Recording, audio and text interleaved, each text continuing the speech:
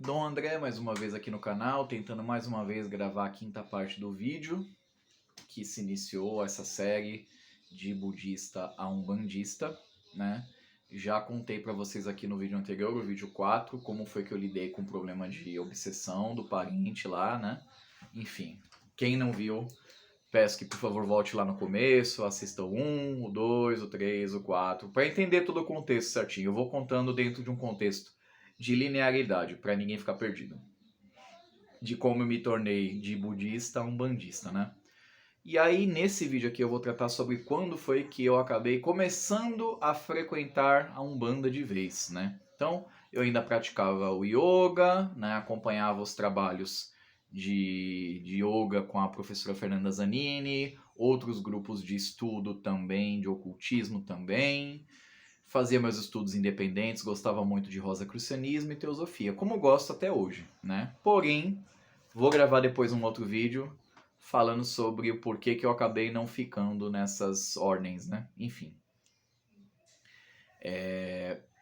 Também já contei aqui no vídeo anterior também, quando foi a primeira vez que eu estive numa gira de Umbanda, que pra mim foi bem confuso, enfim, né? Enfim, né? Não tinha nada a ver com a religião que eu seguia antes, né? Então, a convite do meu mestre de Reiki, também dos meus atuais padrinhos de batismo, né? O Antônio e a Rosana, meu mestre de Reiki, José Luiz, que foi meu primeiro pai de santo, ele também já tinha já o terreiro dele, né? Conduzia os trabalhos e conduz ainda no Núcleo Espiritual de Luz Pena Branca. Eu fui convidado a ir lá conhecer a gira lá em algum momento. Então, num belo momento, eu senti no meu coração, segui minha intuição, falei com meus padrinhos, falei, olha, vou lá na gira para conhecer. E era a gira de Pretos Velhos. Tá, gente? Então a minha identificação com a linha de Pretos Velhos é, enfim, é justamente porque foi justamente a primeira vez que eu fui na Umbanda, entendi um pouco, passei por uma consulta, naquele dia eu passei com o pai da casa, né? Porque quem tinha essa tradição lá, né? Quem ia pela primeira vez podia passar com o pai da casa ou com a mãe da casa, né? Enfim. E aí, no caso, eu passei com o pai Luiz. A entidade dele era o pai Joaquim, guardem esse nome, pai Joaquim de Aruanda. Pai Joaquim me deu aconselhamentos e direcionamentos que na hora me doeram um pouco, mas eu estava sofrido, né, gente? Não tinha como não doer, né? A verdade dói em muitos aspectos quando você está adoecido, né? Não tem como não doer. E, enfim, mas ele deu apontamentos que, enfim, sigo até hoje os conselhos que ele me deu. Foram conselhos que eu precisei trabalhar durante muito tempo comigo mesmo para entender, processar, e aí eu entendi e falei, opa, olha isso. Então, um guia de muita sabedoria, pai Joaquim de Aruanda, né? Enfim, eu sei que o pai Joaquim me aconselhou a vir depois, novamente, né? Deu os aconselhamentos, falou que era bom fazer, mas falou, olha, se puder, faz o seguinte, vem no próximo trabalho para você continuar vindo se cuidar. Eu falei, tá bom. E aí eu vim, né? Mas eu tava na intenção de vir me cuidar, né? Me cuidar. Lá na gira lá, foi a segunda gira depois, né? Foi a gira de baianos, né? E aí lá tem gira de 15 em 15 dias, então tipo, teve numa quinzena, depois pulou uma semana, na outra quinzena, teve o trabalho que foi gira de baianos. Já não era a minha primeira vez, então eu fui passar com a baiana de uma irmã chamada Tayuli Tata. Um beijo, querida. Hoje em dia ela tem a casa dela, né? Seguiu a missão sacerdotal dela. Mas na época ela era filha lá do Neo Pena Branca, né? Fomos irmãos de casa. Foi lá que eu comecei a frequentar e seguir, né? Mesmo, né? Aprendendo na Umbanda. E aí a baiana dela, a baiana Sete Saias, gente, maravilhosa, assim, aquele jeito bem da Bahia mesmo. E aí ela me olhou com uma serenidade, com muito calor, me abraçou, me recebeu lá, ela falou, oxe, nego, eu tenho que lhe falar um negócio, vice? Eu falei, tá bom, pode falar, baiana. Eu ainda respondi assim, pode falar, baiana, né? Aí ela falou assim, olha, moço, a espiritualidade tá ali aguardando pra trabalhar, vice? Bem assim, já intimando, e eu nem, né? Aí eu falei, olha, baiana, que eu gosto muito do rosacrucianismo, tem outras linhagens espirituais que eu tô querendo seguir, teosofia. Aí ela falou, olha, veja bem, se vós não se quiser, vós pode ter duas opções. Vocês podem, inclusive, assim, sentar na mesinha lá de branco, sentar lá e lá no negócio lá do pessoal que senta de branco, senta na mesa, ou você pode girar com a gente. E aí eu tenho um problema sério, gente, que para uns pode ser bom, mas para outros pode ser um problema. A minha imaginação ela é muito rápida e arguta. Quando a Baiana falou, você pode girar aqui com a gente, eu me vi rodopiando que nem um peão de branco. Girando. Aí eu pedi desculpa, tô rindo que nem eu tava rindo agora. Eu falei, olha, Baiana, não tô sendo debochado não, viu? É que eu me vi girando agorinha mesmo aí. Aí ela falou assim, então, pense, meu rei, pense. Pense, mas não se demore muito não, vice. Aí eu falei, não, eu vou ver, Baiana, mas eu acho que eu vou acabar entrando nas ordens Rosacruzes mesmo, eu entendi o recado, tá? E aí, gente, eu fui seguindo uma gira. Eu não me lembro exatamente em qual gira que eu decidi começar a me desenvolver, mas eu sei que foi após uma gira de Exu, né? Que aí eu sempre sentava lá na assistência e eu ligava meu canal de reiki e deixava lá o canal ligando. E os guias iam usando aquela energia ali que eu ia processando, né?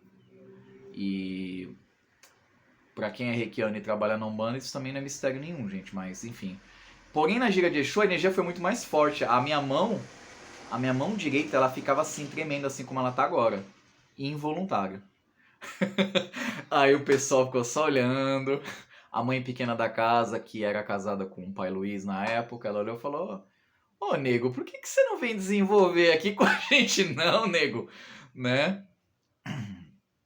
Você não é obrigado a ser filho da casa, você pode vir só pra desenvolver, né? Aí eu, naquele fiquei pensando aquilo, aí antes da gente ir embora eu falei, tá, e quando que começa o desenvolvimento? Começa é assim, às terças-feiras o desenvolvimento, mas é quinzenal também. Então, na terça-feira antes da gira é feito o desenvolvimento. Eu falei, tá bom, então eu vou começar a vir. E aí calhou que meu primeiro desenvolvimento também foi com Paulinha, preto velho, né, gente? Então, é isso. Por isso que os pretos velhos, eles têm, assim, independente de qualquer coisa, tem outras linhas de trabalho. A gente vai aprendendo a trabalhar e cultivar a força de cada uma delas, né? Mas a linha dos pretos velhos, pra mim, é algo crucial e direcionador no meu caminho, né? Eles têm uma simbologia interna pra mim muito forte, né? E é isso, foi assim que foi assim que eu acabei me tornando filho de Pemba, né? Acabei começando na Umbanda. Este ano tá fazendo 10 anos que eu comecei, né? Comecei minha caminhada na Umbanda de forma consciente, de forma resoluta também. E é isso, pessoal. Tenho muitas histórias para contar ainda. Essas histórias vão sendo contadas através dos causos de macumbaria. Vez ou outra eu venho aqui no canal trazer essas histórias. E aí eu vou concluir desta forma, a forma como foi que eu acabei chegando na Umbanda. Então, ao mesmo tempo, né, que eu acabei aceitando, começando a Umbanda, ainda tinha conflitos internos na minha cabeça, porque caso não saibam, quem não tem acesso a esses estudos e conhecimentos, as linhagens teosófica e também rosacrucianas, num geral, tá? Eu tô falando de forma bem genérica, tá, gente? Mas num geral, eles costumam não gostar muito de mediunidade, mediunismo, práticas mediúnicas. Especialmente se vai pro lado da Umbanda, tá, gente?